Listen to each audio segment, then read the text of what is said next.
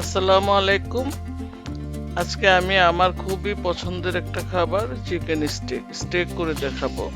তো স্টেক করতে অবশ্যই বুকের মাংস লাগবে। তো আমি এই জন্য আজকে চিকেন স্টেক করব। চিকেনের এই যে বুকের মাংসটা আমি কেটে নিচ্ছি। তো আমি এক প্লেটে করব, যে কারণে আমি এক পিসে নিয়েছি আমার জন্য। আমি রাতে এটা দিয়ে ডিনার করব। তো আমি এই যে দেখুন কেটে সাইডে গুলো ফেলে দিয়ে আমি দুই তিনটে মানে আঁচড় দিব, কারণ স্টেকে অনেক সময় মোটা হয়, মাংস মোটা হয় হইলে অনেকগুলি কাটা দেয়, হয়তো ক্রস করে দেয়, কিন্তু আমি পাতলা একটু নিচ্ছি এক পিস। এটা আমি নিজে খাবো দেখে আমি নিলাম। আর এই ছোট্ট পিস করা মাংসগুলি অবশ্য আমি চাইনিজ ভেজিটেবল দেওয়ার জন্য আমি এগুলি কেটে রেখেছিলাম। তো এগুলি আমি চাইনিজ ভেজিটেবল দিয়ে দিব। আর স্টেকের জন্য আমি এক পিস মাংস নিয়েছি, আর কিছু টমেটো ব্রোকলি আমি একটু লম্বা করে কাটবো। এগুলি আমি স্টেকে যেভাবে ভেজিটেবলটা রান্না করে আমি ঠিক ওইভাবে ওগুলি একটু ছাঁকা দিয়ে নিব। একটু ক্যাপসিকাম দিব, একটু ব্রোকলি দিব, আর টমেটো দিব, গাজর দিব। এই সবজিগুলি আপাতত আমার কাছে আছে। একদম ঘরে যদি আপনাদের হাতের কাছে যে সবজিটাই থাকে ওইটা দিয়ে আপনারা ইচ্ছা করলে রান্না করতে পারেন। আমরা তো প্রিপারেশন নিয়ে অনেক কিছু রান্না করি মেহমান আসলে, তো ঘরে খেতেও তো ইচ্ছা করে, তখন হাতের কাছে যে সবজি আছে এই সবজি দিয়ে আপনি আপনার মনের মতন খাবার তৈরি করে খেতে পারবেন।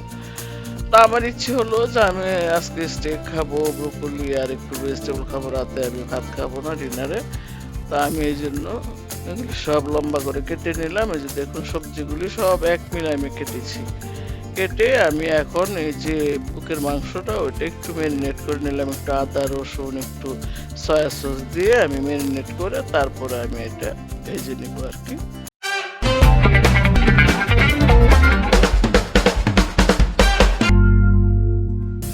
তো এই যে মূল রান্নায় আমি চলে গেলাম। স্টেক রান্না করার যে একটা ফ্রাই প্যান আছে ওইটা আমি বসিয়ে দিলাম। হালকা একটু বাটার দিব। আমার এক পিস যেহেতু মাংস আমি তো আর বেশি দিতে পারি না, তো আমি এই সাইডে মাংসটা দিয়ে দিলাম, চিকেন ব্রেস্ট, আর এক সাইডে আমি ভেজিটেবলগুলো দিয়ে দেবো, একসাথে হয়ে যাবে। বেশিক্ষণ লাগে না রান্নাটা করতে। আমরা কি করি, চাইনিজে গেলে আমরা বসে গল্প করতে করতে ওরা দেখা গেল যে রান্নার ডিশ আমাদের সামনে সাজিয়ে দিচ্ছে। ওরা কিন্তু একদম উপস্থিত রান্না করে। আপনারা ওই জিনিসটা উপস্থিত রান্না করে খাবেন গরম গরম। এটা ঠান্ডা হলে ভালো লাগবে না, এটা একদম গরম গরম খেতে হবে আর কি। তো আমি মাংস একটু নিলাম, সাথে আমি একটা ডিমও নিব, এই জন্য আমি এক পিস মাংস নিলাম আর কি। আর বরাবরের মতন আপনাদের আমি যেটা বলি যে আমার চ্যানেলটা অবশ্যই সাবস্ক্রাইব করবেন, আপনারা বেশি বেশি কমেন্ট করবেন, বেশি বেশি শেয়ার দিবেন, সবাই লাইক দিবেন, যারাই দেখেন আপনারা লাইক দিবেন।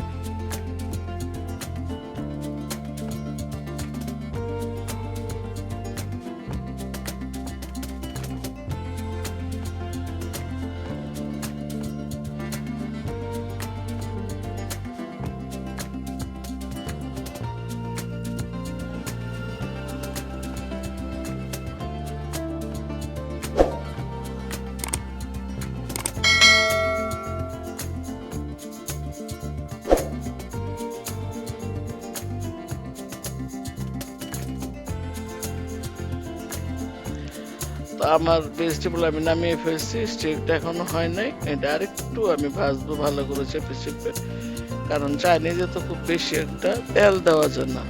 আমি ডুবো তেলে ইচ্ছাগুলো ভেজে খেতে পারতাম, কিন্তু আমি ডুবো তেলে ভাজবো না, আমি হালকা তেলে একটু পুরা পুরা করে ভাজবো। তো এইভাবে ভেজে আমি নামিয়ে রাখবো।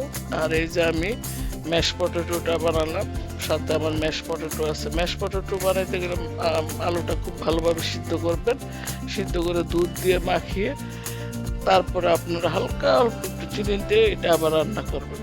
তা আমি একটু ডায়াবেটিস যেহেতু আমার আছে, আমি খুব চিনি দিই না, একটু দুধের গুঁড়া দিয়েছি, একটু বাটার আর একটু চিলি ফ্লেক্স দিয়েছি, যাতে একটু ঝাল ঝাল হয় আর কি। তো আমি এখন এটা রান্না করে নিব। আমরা যেটাকে নাকি আলু ভর্তা করে খাই, কিন্তু ম্যাশ পটেটোটা আবার একটু সিদ্ধ করে আপনারা এমনও বানাতে পারেন, কিন্তু আবার একটু দুধ দিয়ে রান্না করলে এরকম ভাবে রান্না করে নেবেন, শুকনো শুকনো করে হালুয়ার মতন রান্না করে নিলে খুবই ভালো হয় আর কি।